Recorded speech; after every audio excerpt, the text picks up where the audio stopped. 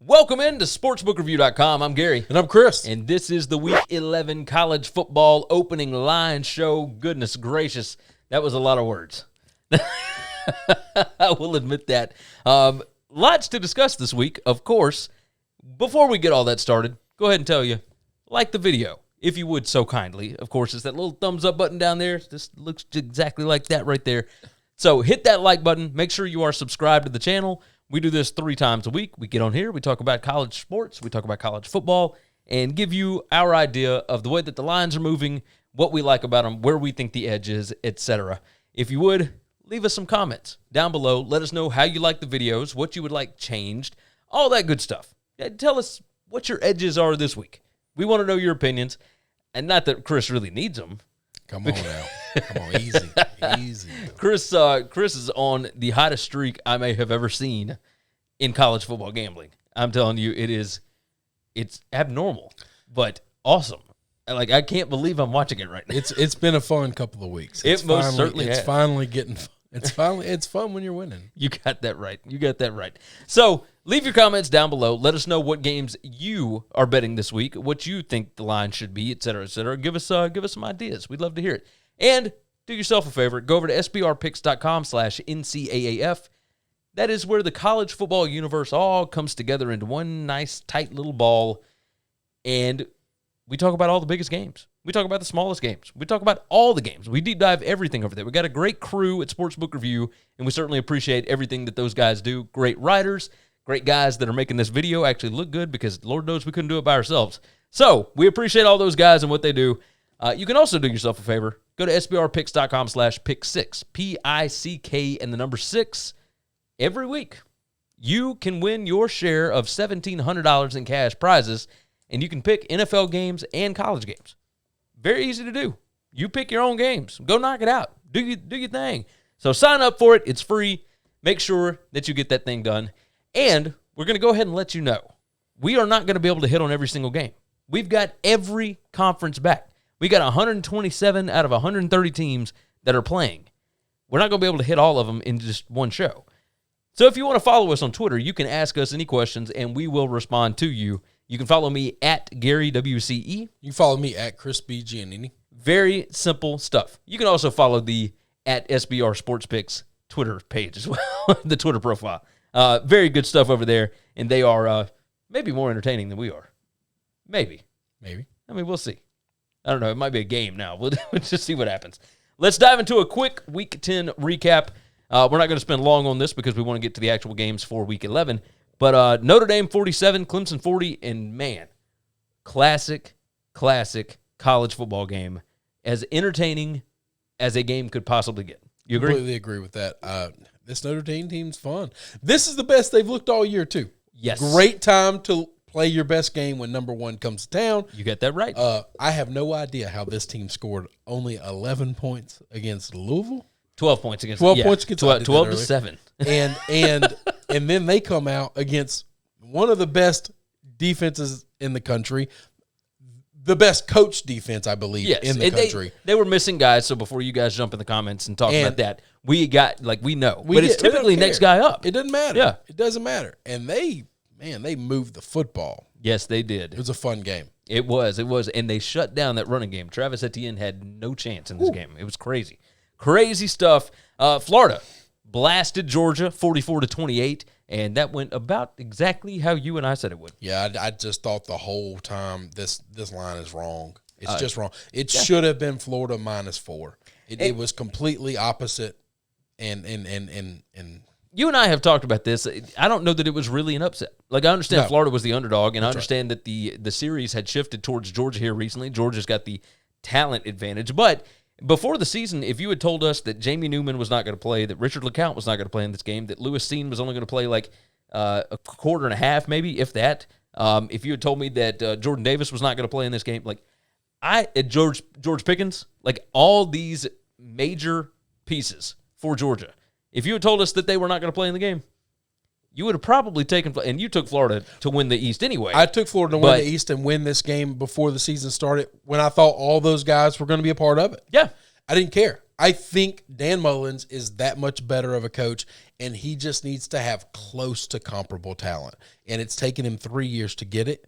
He's now got it. He's never relinquishing that. I'm sorry, Kirby. The East is not yours anymore.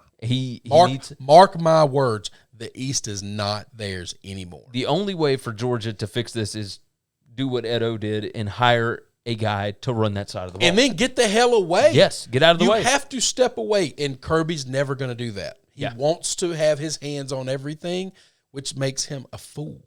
Yes, this is true. I've been saying it forever.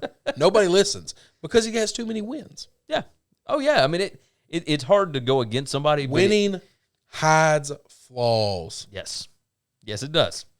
Indiana, 38-21 over Michigan. First win over the Wolverines since 1987. Indiana now 3-0. Cannot believe this team is 3-0. At this point, a top 10 football team. Yes. So if you were to – because, see, it's their schedule that makes it so impressive. Before the season started, they had to play Penn State and Michigan within their first 3 games.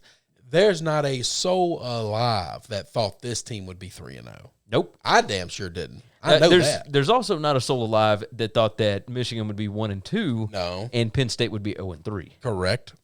Correct on both accounts. The Big Ten, we talk all the time about the Big 12 being drunk. But see, I don't think the Big Ten. No. The Big Ten is not drunk. They're just not all who we thought they were. That's the difference. The Big 12, a team will show up one week, look terrible, and then show up the next week and look great. We haven't seen that. We've seen Penn State look bad 3 weeks in a row. We've seen Indiana look great 3 weeks in a row. That it makes sense. We were just wrong about our preconceived notions. Okay. None of the teams nobody has done this yet.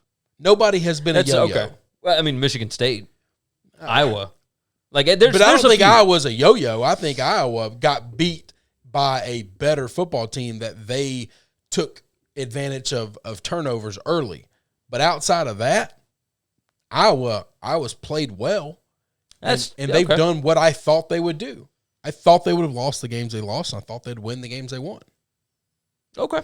That's totally fair. I don't think anything has happened that's rare outside of the fact of I didn't see Indiana being this good. I didn't see Penn State and Michigan being this bad. I was wrong on those. Now we know who they are. And now we know which way to bet. I don't think one of these teams is going to magically have a great week and just be able to stop somebody. Hey, you might be right. Liberty 38-35 over Virginia Tech. I know we got some Liberty fans that watch the show. Made sure to bring up Hugh Freeze and the boys, Malik Willis doing his thing. Good gracious. I thought some of those, like the late fumble inside the red zone, I thought that was ball game. Like they found a way to keep coming back. That was as impressive a win as you could possibly get, especially for 2 in-state rivals. And, one side doesn't really think it's a rivalry at all. So we are partial to Justin Fuente. We are Memphis guys. He kind of made his bones, cut his teeth here in Memphis as a head coach, did amazing things for this program. Every year he has lost to a non-Power 5 team since he's been there. This is true. This is a problem. At some point in time, people in Blacksburg are going to say, what are we doing? I think we're very close to that. We're very, very close to that, which, by the way, opened as 2-point favorites this week over number 10 Miami, or number 9 Miami. I kind of like them on a bounce back. But hang on. If you go back and look, every year they lose to a G5 school. And then come back the next week. And then they week. come back the next week, and they kind of beat the hell out of that other team. Yeah. We'll see what happens. I think I know where I'm going with that. Yes, I do. And so let's go ahead and move into this week's games. We are going to talk about one. Oh, again, by the way, follow us on Twitter. I'm at Gary WCE. I'm at Christopher Giannini. You can follow us. We will respond to any questions you have about any game on the board. We are only going to talk about a handful today. But we're going to start on Tuesday night, Tuesday, November 10th, 111 Miami, Ohio against 112 Buffalo. This is a MAC battle. Doesn't that sound fun to say? MAC battle? I'm just so glad the MACtion's back. Oh, God. Tuesday night football. Are these two best teams in the MAC? No. Well, this was the championship game last year. No, Buffalo didn't make it to the championship game last year. It was Miami and Central Michigan, I think. Yep. No, I was wrong. You're right. It was Central Michigan. So, but these two right now definitely playing really well. really well. So they both have a game under their belt, but they both look really good in it. The line opened at Buffalo -12. I thought that was crazy. No, it's already been bet down to what, 9.5? Nope, right? It's 12 across the board. Well, no, it's not. It's 11.5 and 11. It's 112, 11.5, and 2 11. Okay, yeah. When I looked at this earlier, it was 9.5. It has been bet back up. Apparently. I mean, it's 50-50. Now, wow. These are opening lines. They've been open for hours. Yes, okay? At this point. Not very long at all. So I'm glad I got you here double checking these because I wrote this stuff down literally before we started. I know. No, it changes that quick. Well, because we have so new data right now. Yes, it's going to move all over the place. So by Thursday, they won't. Your one bet won't change anything. You're right. Buffalo -12, -11, somewhere around there. I do think that's a touch high. I think that's a lot of points, man. I thought this team was. I'll say this around a touchdown. I did like Buffalo, but I thought the line should be 7. So power rating with the talent edge and the stat projection and all that kind of mess put in has got Buffalo a 15-point favorite. How do they come up with that number? We've seen them both play one game. Well, because it takes in experience from last year along with it and all that kind of mess. So, and Buffalo they've got all the returning experience. Like it's them and Northwestern neck and neck as to who brought back the most. So, I do think that's a few too many points, though. I think this is going to be a closer kind of ball game. So Miami, Ohio is a very well coached football team. Yes, they are. They're going to play this thing close to the vest. If this gets busted, it's going to get busted because it's going to get busted barely. Yes, I just don't see this being a rout one way or the other. I don't either. Tuesday night football. I'm just going to tell you, divorce attorneys are about to start making a fortune. Okay. Because now you've got games every night. Because now between the pros and college, there's not a game off. No, there's not a single night off. Like you got to pick and choose where you're going to watch your spot. So, it is what it is. Or you can just give up half your stuff. Is it worth it for Maction? Sure. It might be. Maybe. I don't know. I don't know how solid that relationship is. It might be. Or how nice some of it might depend on how nice your stuff is. Let's move into Wednesday, man. 119 Toledo and 120 Western Michigan. Those are the rotation numbers, by the way. Western Michigan opened a 2-point favorite. It's at, 2.5? Is that right? It's 2.5 across the board. Yes, sir. All right, good. So that one stayed the same. That one's 8 p.m. Eastern time on ESPN. Both of those games, by the way, Tuesday and Wednesday, those are the ESPN games. Big-time spots. Western Michigan looked amazing in Week 1. They did. Toledo looked amazing in Week 1. And, Week 1 for the MAC. But here's the deal. They played literally the two worst teams in the MAC. It's not close. Of course they're going to look great. I mean, good gracious. This is the kind of season that Toledo needs to go out and look impressive in because Jason Candle, he started way up here, like when he got hired right after Matt Campbell, and it is steady decline ever since. So that was a good opening win over Bowling Green that they lost to last year, just unexplainably. Like none of it made any sense whatsoever. Either way, you got a feel on this? I don't have a feel on this one. Is that the last Maction game you're talking about? That is the last Maction game of this week. The Maction stuff is only on Tuesdays and Wednesdays. I know that for a little while. I thought that Central Michigan Northern Illinois game was going to be a bigger game than that. Do you not agree? No, I don't. So I kind of think both those teams are better than the other two teams. Well, Northern Illinois got their brains beat in last week by Buffalo, but Central Michigan is fine. Buffalo's really good. Yeah, no, I don't know that that's an indictment of Northern Illinois not being good. I don't think it is either. But I don't like Northern Illinois very much this year. Okay, all right. I was intrigued by that one more than the Toledo game. I don't think they're going to be very good. Okay. I could be. Hey, you do follow these smaller conferences far better than I do. So I think Northern Illinois is in a lot of trouble. So, but we'll see. Move on. We will see. Moving into Thursday night, and there's only one game on the slate for Thursday. That would be Colorado State and Boise State rotation 123, 124. Two teams I like a lot. 8 p.m. Eastern time on FS1. Boise opened a 14-point favorite that is down to 13 points. A total of 61.5. A lot of points.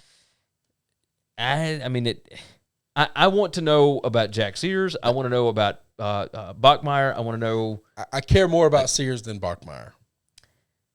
I mean, if either one of them play, I feel good about Boise in this spot. Yes, I agree.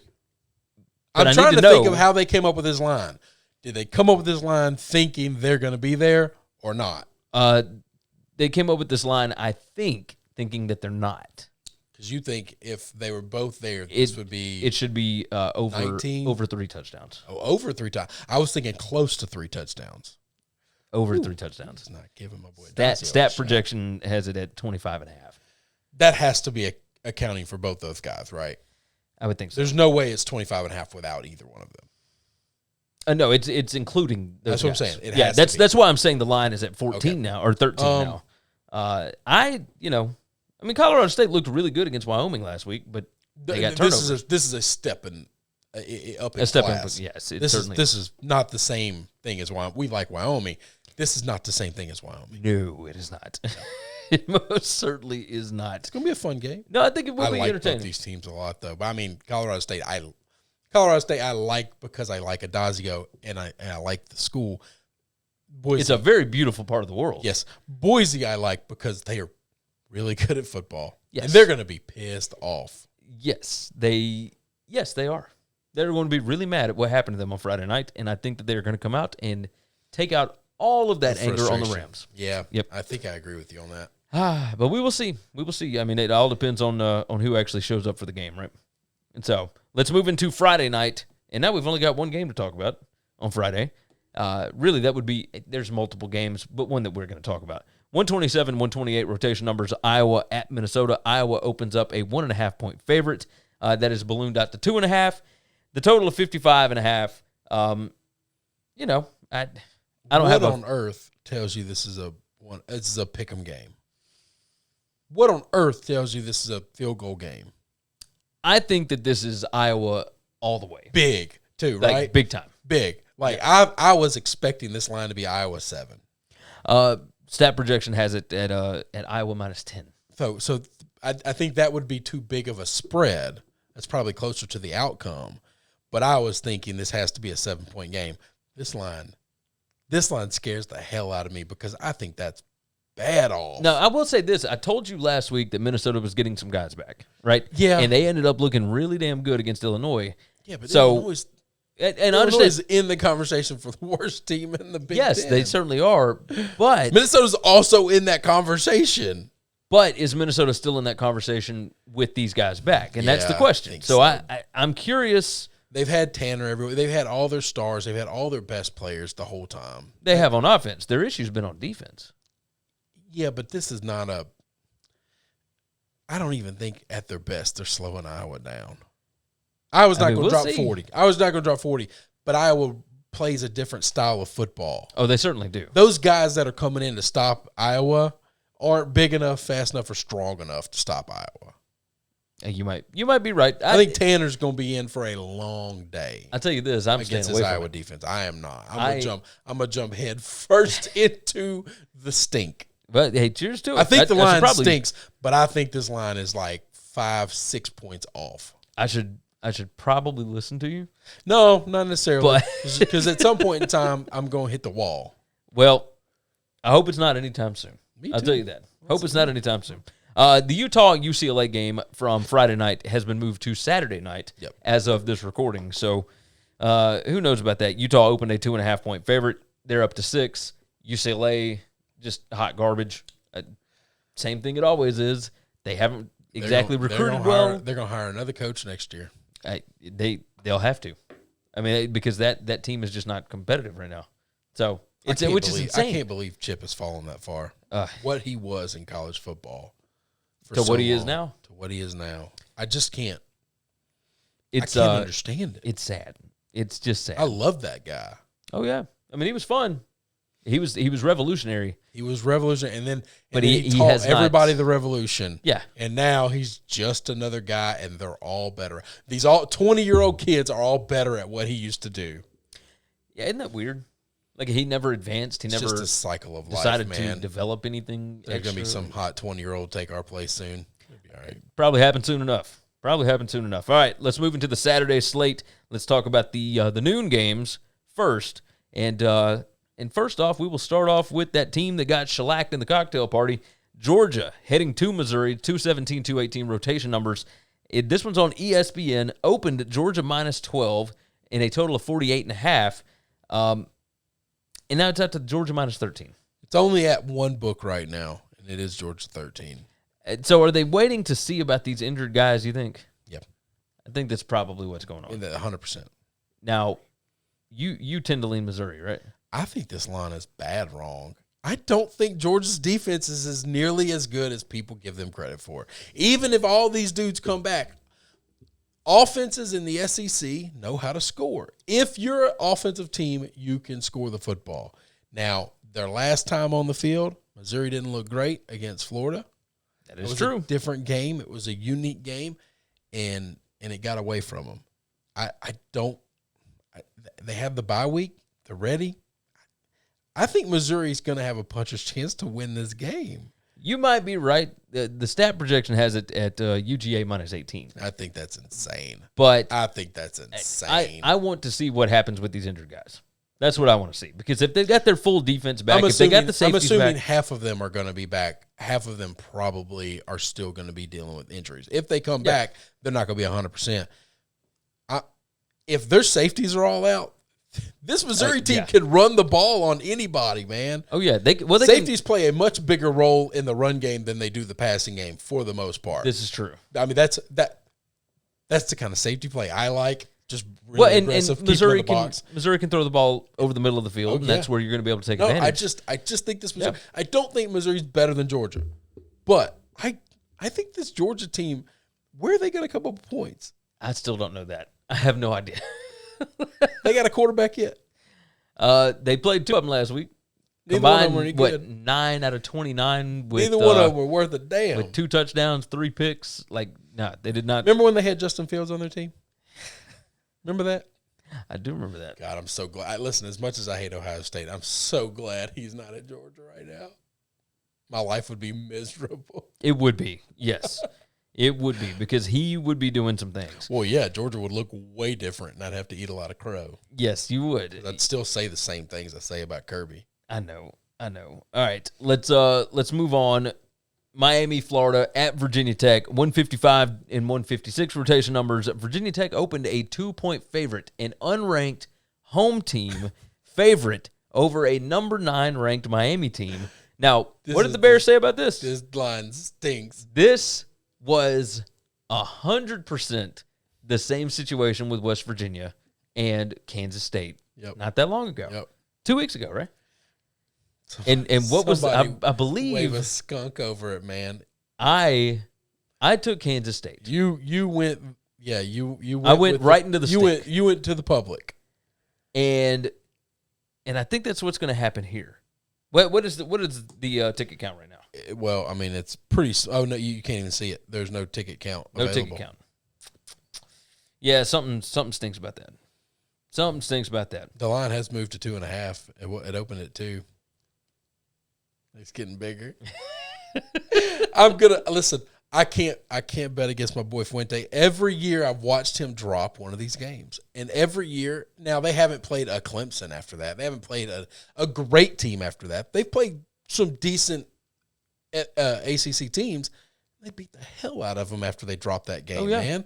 Well, I mean, just in last Miami was hanging on for dear life, absolute miracles to beat an NC State team that NC State is missing their best player. Yeah. Yeah. I don't think this Miami team is great. I don't think they are either. Virginia Tech did the same thing last year. Lost to Duke 45-10 at home. Yeah, got turned around and went to Miami and beat them 42 beat the fool out of them. Yeah. I mean, it was ugly. It was ugly at Miami. I think we're going to get that. We might. I might be wrong. I'm going head first into the stink. I'm not going the way of the public. The total is 62.5. I'm on that over. Yeah, I'm all over that. I'm going to stay away from that. I have no feeling about that at all. I think that both teams will be able to score. Now, I am curious about Khalil Herbert. I want to know what happens there. Because he went out with a hamstring injury on the first play of the game last week. If it's a real hamstring injury, it's going to linger. It's going to linger for a while. So he that might hurt back and play, but he might not be the same dude. We'll he see. Won't be the same dude. That's how hamstrings work. Yeah. No, that's 100% how that works. Moving on from there, let's talk about Indiana, the Hoosiers, top 10 team, number 10 in the AP poll right now, heading to Michigan State, who just got their brains beat in 49-7 at Iowa last week. And that was a desperate Iowa team. Now Michigan State playing against a team that's feeling a little chesty, right? They just beat up on Michigan, same way Michigan State did. They beat up on Penn State. They beat up on Rutgers, all that kind of mess, right? Indiana feels good about themselves. Indiana opens an 8-point favorite here. Yeah, I'm trying to figure out how they're going to play now as a big favorite. Is it up to 9 now? It's 9.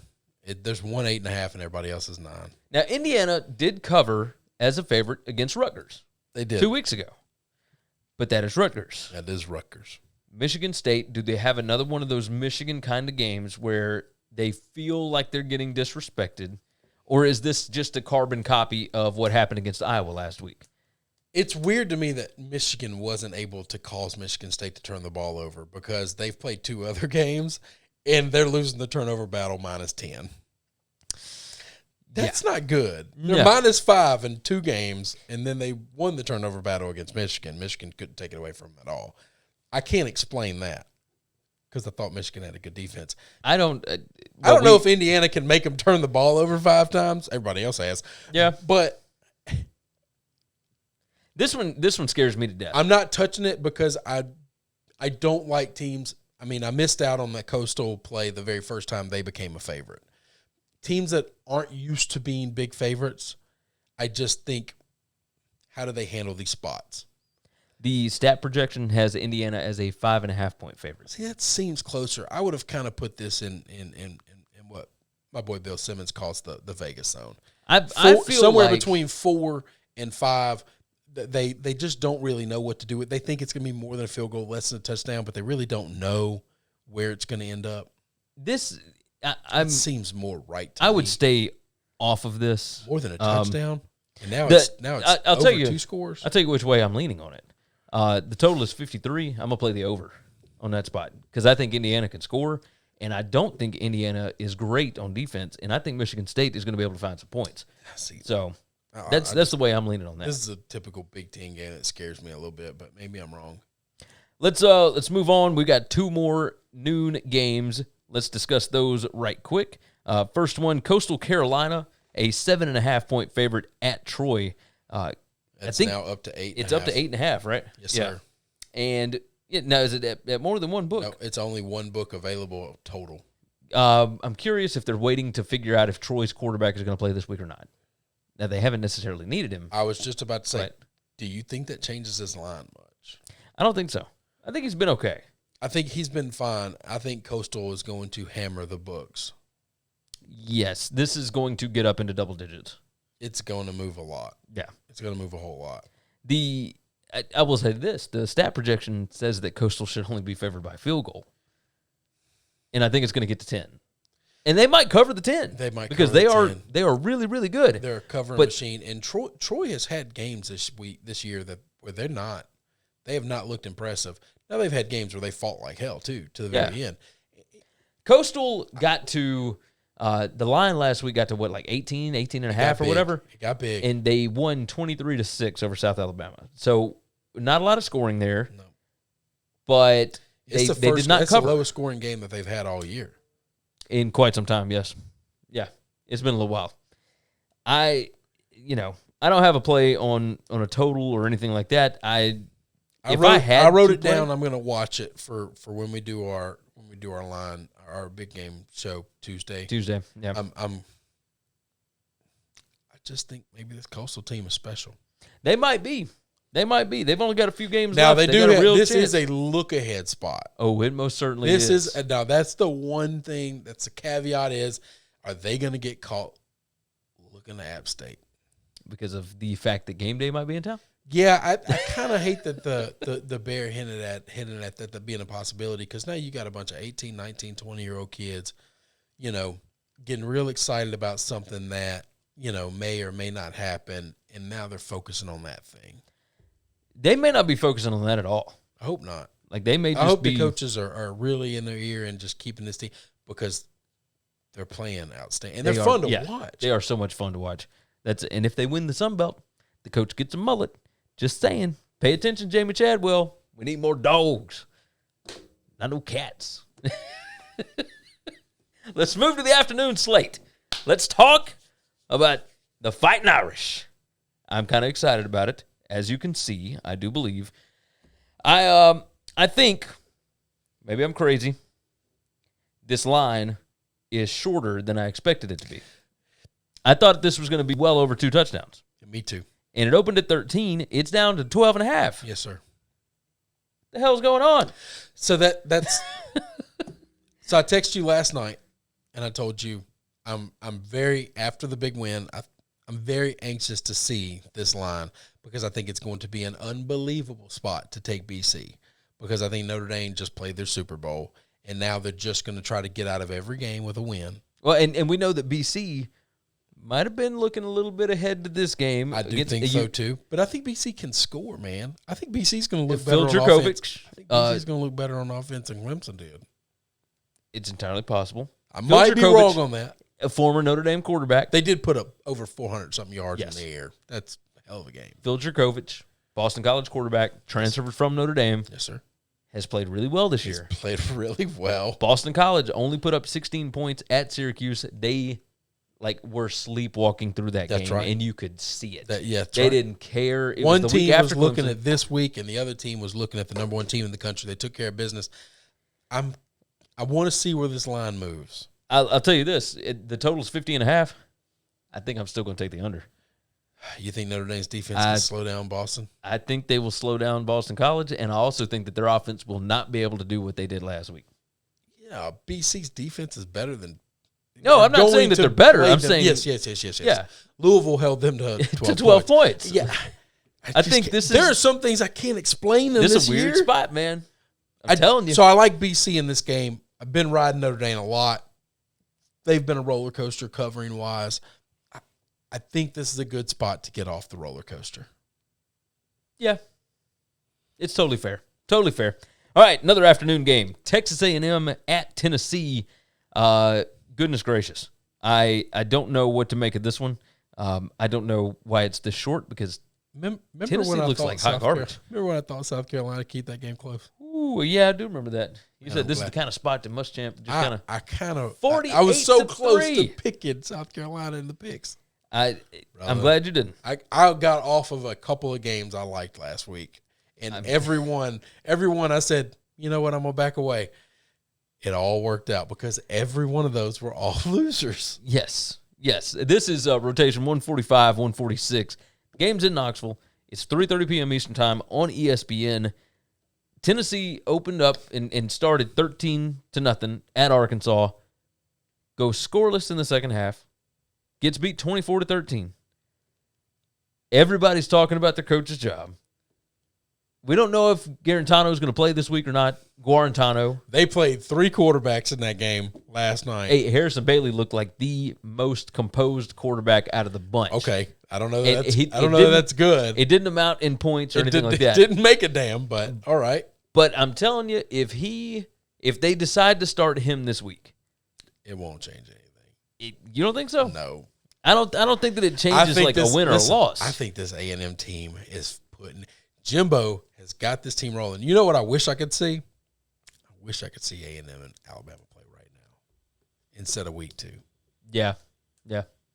As the in-house Alabama guy, I am very glad that we got them week 2. I'm telling you, man, this team ain't the same team that they were in week 2. They're not. No. And if they didn't have those 9 NFL opt-outs, brother. Yeah, this team is the team I thought they were going to be when I picked them to win the SEC. It is true. And I'm just going to tell you, this is a team you don't want to play right now. Jimbo is hot. No, he definitely is. Stat projection has on this. Stat projection has A&M minus 13.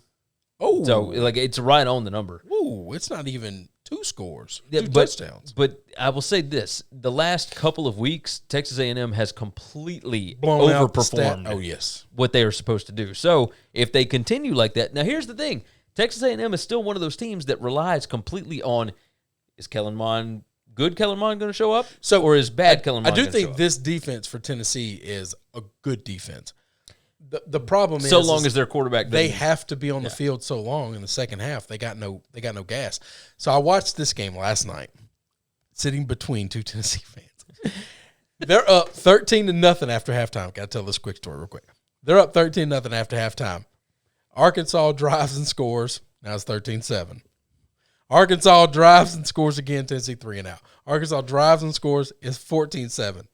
The announcer says, Tennessee, and I'm going to get this wrong.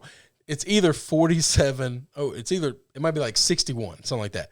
Tennessee is 61-7 being outscored in the second half. Yeah. No, it was something of that nature. Those numbers might not be exact, but they're pretty damn close.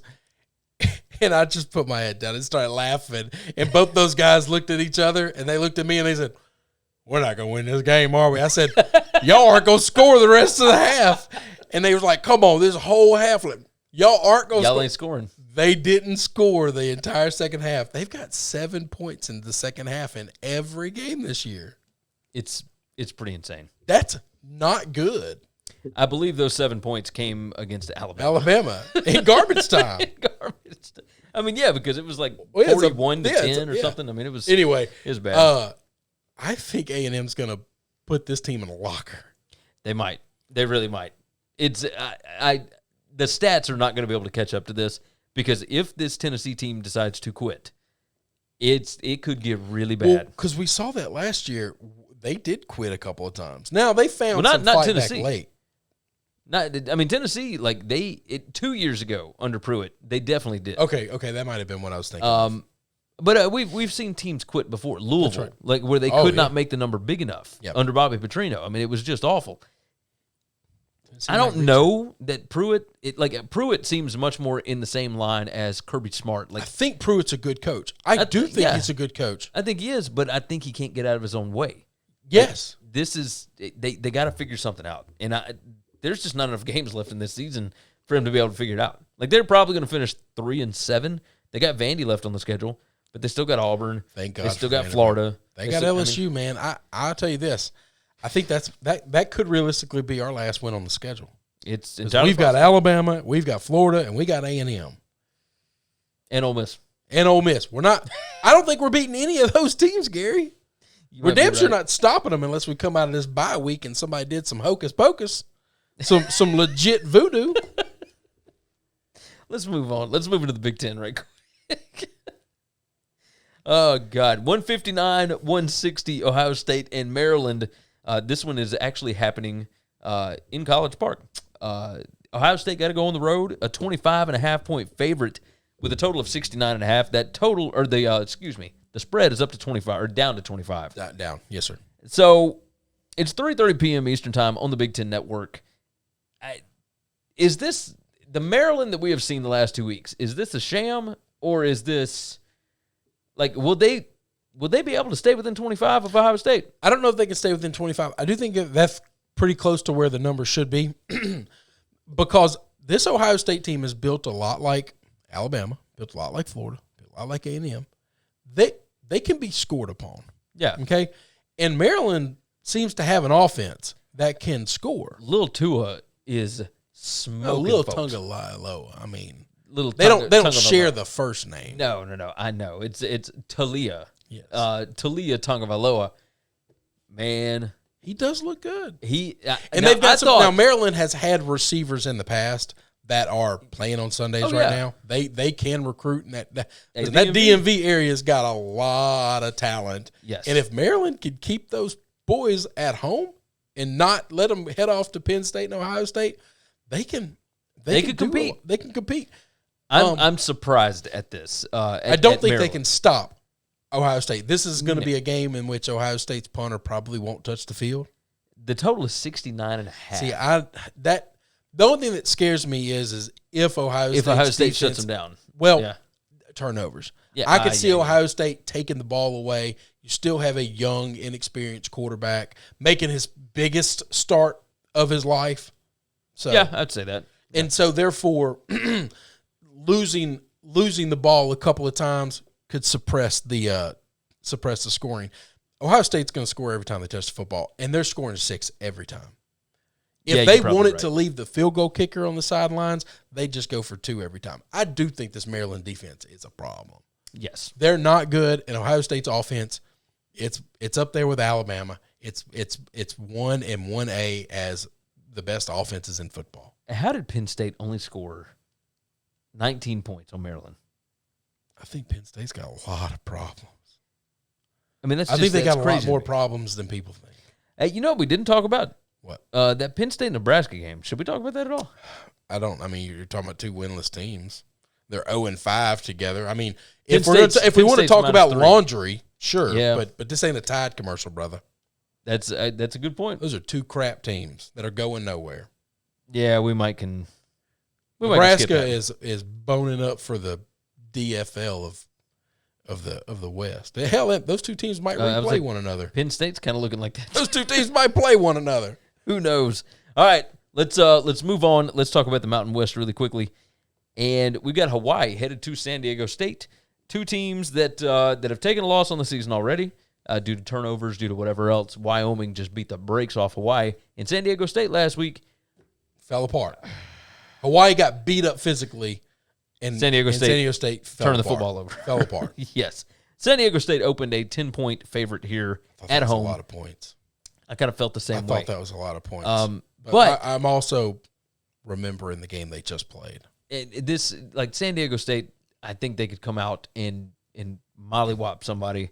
I do kind of like the under 51 here because I don't think Hawaii can score against San Diego State's defense is really good. If they don't give you the ball on your own 20, that's what I got to worry about. It's hard to get points. I don't think their offense is going to continue to do that. Do you? No, I don't think so. I think it was very fluky. What's weird is that San Jose State does not have a very good defense. I was going to say, well, Hawaii isn't the team that really takes the ball away from you, but neither does San Jose State. So no, It was a very weird Friday night that kind of game. That game messed me up on what I think about both San Jose State and San Diego State. Well, because San Jose State, either way, they're not playing in this game. Doesn't Hawaii matter. and San Diego State are. The line per the projections and all that kind of mess should be San Diego State minus 14.5. So, but I think that loss last week took a lot of the luster off of it. I really think they're going to win this game by 2 touchdowns. What I like to gauge where this line is and why we're getting this is what was the look ahead line? What was this line 2 weeks ago before the San Jose State loss? It was the 14. And if it was around 14 or more than 2 touchdowns, I think that's more likely where it's gonna go than less likely for it to be 4 to 6 points less than that. Yeah. I think this is the right spot. I think San Diego State is the right play. It's moved down. It's down to 9.5 right now. I still like San Diego State here. So yeah, I think I do too. We'll figure it out. And I like Hawaii though. I do like Hawaii. I like Todd Graham. Just not in this spot. Their defense gave up 33 points to New Mexico on Saturday night at 2 o'clock in the morning. So, it's a little weird, but they do have to travel this week. So, and that trip is never easy. Nope. Hawaii over to the States. So, although it's a short flight to San Diego. Right? San Diego's got to be the closest they ever go. You're probably right about that.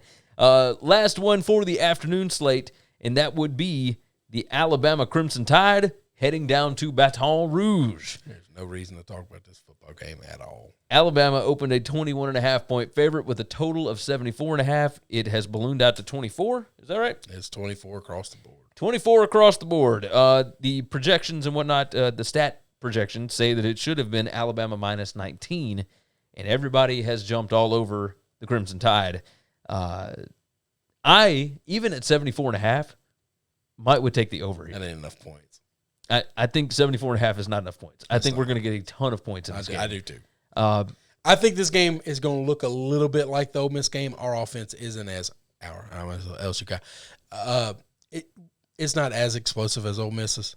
But you will be able to find points. I think we're going to find points. I agree with that. I also think that after what happened in Tuscaloosa last year, I think that Mac Jones may not stop throwing the football until sometime next week. You never know, though. But he might. I'm hoping he has to keep throwing the football for a reason. So. Yeah, that's a valid point. All I need is a mistake or two. That's all I need. I just want to see a couple of shimmers of hope or a little bit of despair and worry on Alabama fans. The talent is still right there. No, the talent. This is not even though the spread is this big, the talent is still right there. You have a couple of mistakes in this game. This could end up going either way. So neither one of us thought in August that we were going to see this game without Chase and Waddle. That is true. The two best athletes in all of college football. This is true.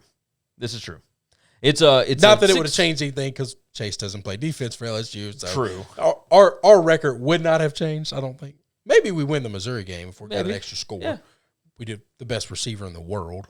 And if you got a guy that can get behind Auburn's defense, then oh yeah, you're right. We could probably win. Well, we wouldn't have got destroyed. Yeah, I think we'd have put some points on the board. And so, but either way, I think this still could be a pretty good game. It's in Tiger Stadium, and it's a night game now. It doesn't matter. It's 14,000 people are going to be there. Hey, the announced attendance at Notre Dame for the Clemson game was 11,000. Oh, that's bullshit. I don't mean to swear too much. That is wrong. I said, normally they inflate those things. Normally they lie. They pan the crowd out. It looks like nobody's there, and they're like 62,000 people because they count tickets that they sold, and all these corporate boxes have to fill up, but really they're not filled with anybody. Because of COVID, we're all lying about the numbers. We only got 8,000. It's like 27,000 people. We're going to let 35,000 in. I only counted 11,000 tickets. I don't know what you're talking about. I don't know where these people came from. It's weird how those are hot dog vendors. They're paid to be here. I would still probably take the over in this game. It's a lot of points, but you're right. Alabama, after the Ed O video came out of the locker room last year, I do think that Saban has got a little bit of the red ass. He might be a little irritated. So we'll see. I mean, again, still a lot of talent. Alabama's defense, not great. LSU's defense, definitely not great. I think the over is the play. Pissed off. Totals of like 73 or more have been hitting big time. Now, the UCF Houston one that was absurd. That was like in the 80s. So, like, we're not getting there. If this thing gets into the 80s, I don't think it's going to jump that high, though. I will be shocked that by Tuesday when we do this show, if it's jumped a lot. Yeah, hell, it might have gone down. You got a couple of SEC purists out there that just don't think that's the way football is going to be played. Nah, you might be right. I mean, you never know. If Alabama can get the running game going, we can slow it down. Yeah, and LSU might want to do the same thing. Have you seen our running game? I have. It did not look good last week. We were in single digits in a couple of times. Okay, for the game. All right, we got a few more games that we got to get through, and we need to knock this out within less than an hour. Right, so we don't have a lot many though. No. There's 5 more that we want to hit on. So let's go ahead. Seems like more than I would have talked about. There's some good ones in here. So let's start with this 137, 138 rotation number, Arkansas and Florida. That is a pretty big ball game. 7 p.m. Eastern on ESPN. Correct. Sam Pittman headed down to face off against Dan Mullen. You got a former dog against another former dog. Only 2 different types of dogs, right? Pittman, former Georgia guy. Either way, opened at Florida minus 17. That's a big number, man. That was a massive. It's down to 16.5. It's down to 16.5, yes, sir. Do you think that's too many points or not enough points? I think it's too many. I think this Arkansas defense is really good. I actually do think they're really good. I think they are too. I wonder because that was an incredibly emotional game for Florida. Yeah, this is they try to not make it be. This is a Notre Dame game. Yeah. This is I kind of think Florida's going to take a deep breath and they're going to say, all right, we're out of that. Let's just win. If we just win out, we're going to Atlanta. Don't lose games. And they're at home. I do wonder. I need to know this. I need to know how Pitts is. Yeah, we do need to figure that out because that hit was ugly. And if he's still in concussion protocol, that's going to affect this game. I think you're right. So if anybody wants to play it right now, Arkansas probably the play. I like Arkansas. Arkansas is probably going to be my play anyway. Have they lost against the spread this year? Yeah. I'd have to go back and find it. Was it week 1 against Georgia? Oh, yeah, Georgia. They got blowed out in the second half. But even then, it was still like a 26.5 point line or 26. No, I think they might have covered that because I think it was a 26-point line. I think they only lost by like 24. No, it was 37-10.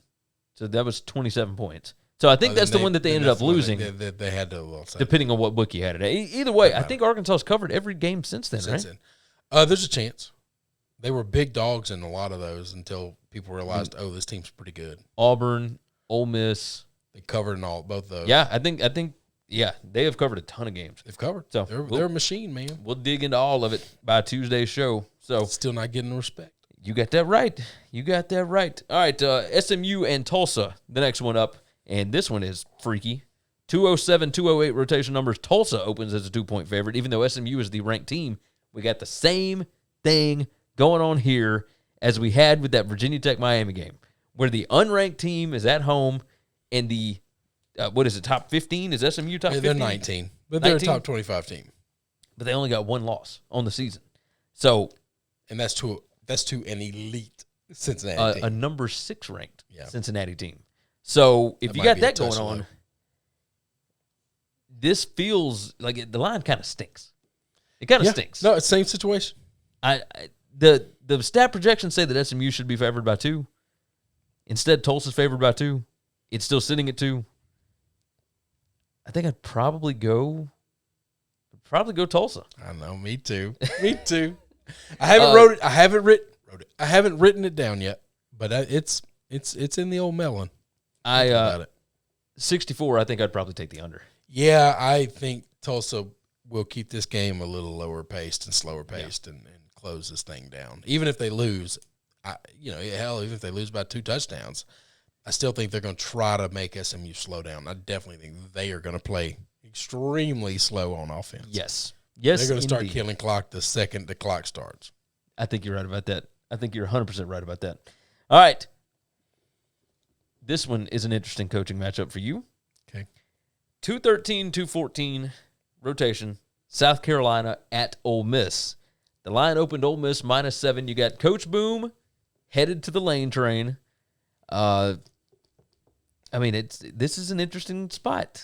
Yeah, it's 7.5 pretty much everywhere else. So now we're over the touchdown. So is South Carolina just done? There's a lot of rumors out there right now that they're starting if they're starting to quit on the team, then you're right. The numbers are way bad, and all analytics can be thrown out the window. The problem is, man, I think this team's got talent. I think South Carolina's got some talent. There are rumors abound that Muschamp, if he loses this game, could be fired. So yeah, it wouldn't surprise me. Especially with as bad as they looked last week. It wouldn't surprise me. Well, also, if you think you got a shot at Hugh, you want to be the first. You want to be the first one with an offer. That is true. Because you make him an offer he can't refuse, you get him tomorrow.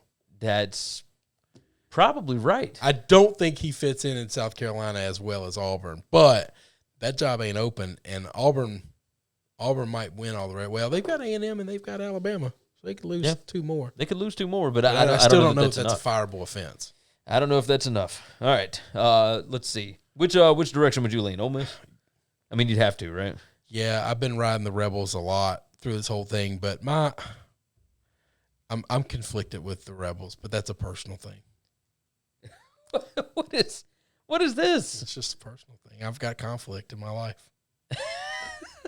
Can we talk about this on the Tuesday show? Maybe. I don't know. Maybe not. I don't know if I want to do that or not. What has happened? What is it? Is it something to do with Lane? No, it's personal. It's there are personal relationships that bound that have brought me conflict with Ole Miss. So even if you see an edge, you may not bet on Ole Miss anymore. Do you think my love for Ole Miss just magically appeared? You never asked any questions. I guess you just thought it was all Lane. No, I thought it was all Lane. No, there's more to it than that. Yeah, maybe a couple of shots of tequila one night. We can have a conversation off air. Okay, I'd probably lean Ole Miss. I think I'd lean Ole Miss too, but but you can't talk about it. I don't love it as much as I used to love it. What in the world is my passion for Ole Miss that's diminished. It's gone away. All right, we got 2 more games. Wisconsin hadn't played in 3 weeks, 2 weeks. Yeah, who knows how long? It's been forever. They looked great in week 1, but now we don't know who's going to play quarterback. They got to play at Michigan. I'm very concerned about this game, and I have no idea what to think of it, Gary. Wisconsin favored by 1 point. The fact that they are only favored by 1 point over this kind of trash Michigan team, and I I know where you're going with this. They're only trash in the secondary. It means you can throw all over on them. Wisconsin can't throw on them with a 4-string quarterback. I think Wisconsin's defense is going to completely shut down that offense. That might be, which means this over-under. Oh, I was looking at the Ole Miss, South Carolina over-under, and I was like, 69.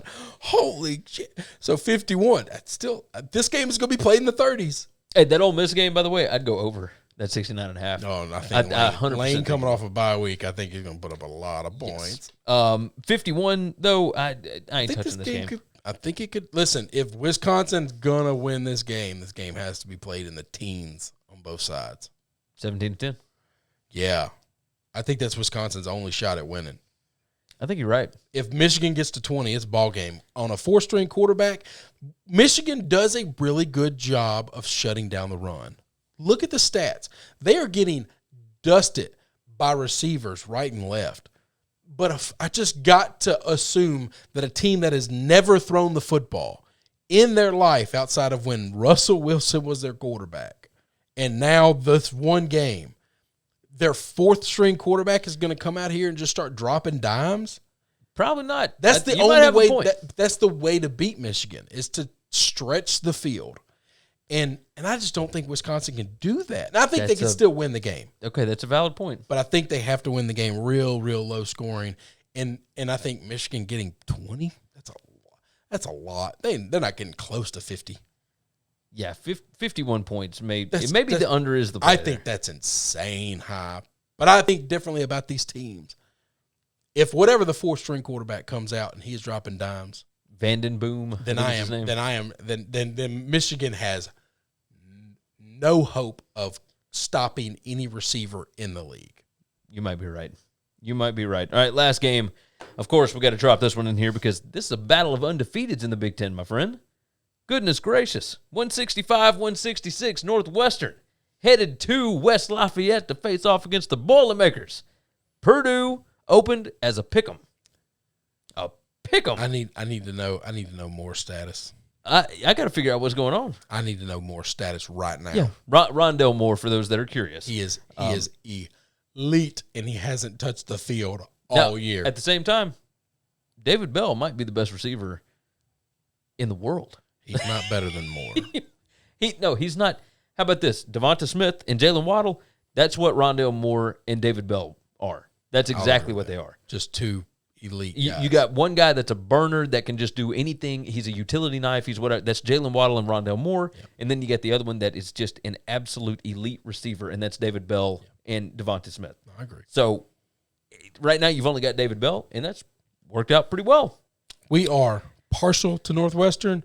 Yes, but we also understand Purdue coming off of a bye week. I love Brom. I will be taking a step back from my Cats this week. 50 is the point total. That is a lot of respect on Northwestern. It really is. They haven't given up a point in the second half. That's where I was going with this. And Maryland I think is my one of play those would be teams. Under. I think my play would be under. Oh, I know that's insane. That's scary. I know. Look, scary. Look, I run my own metrics. I know you do. And there's not a ton of data with Purdue right now. No, right? because they've only played 2 games, and one of them was without their head coach. Yes. Which is weird. So I think that I would play the under here because I believe that Northwestern has the best defense in the Big Ten. I really do. Oh, I know. And I think Purdue's defense is better. I don't think that's close, by the way. I think Purdue's defense is better than people are giving it credit for. I think there's a world in which they got the best defense in the country. And Northwestern. They're looking at Notre Dame. Yes. Northwestern is going to be playing slow anyway. Like they speed it up when they have to. But no, Pat Fitzgerald likes to play slow. Listen, that Nebraska game drove me insane. Yes. Because they ran the ball on first down. They were so predictable with their play calling. They ran the ball on first down. Every first down in the game but twice. Both of those pass plays that they ran, they got a first down on both of them. Yeah. You know why? Can we not just learn? I know you want to run the ball. If you throw it on first down, and now it's 2nd and 2 or 2nd and 3, you can then run the ball on second down. But when you run the ball for a yard or 2 on first down because everybody knows you're running, then you're throwing it on second and third, and now your just entire playbook is predictable. Yeah. It drives me insane, but Fitzgerald is just... He's hard-headed. He's too conservative. Love him to death, though. I do. God, I They're love sitting him. at 3-0. That defense is unreal. All right. Let's get out. I think Northwestern would be my play but that's an incredibly biased one, and I'm probably not going to play it. I'm getting off the Cats this week. I I'm going to be rooting for them. And I'll be watching every second of this game. I'll have that LSU game off.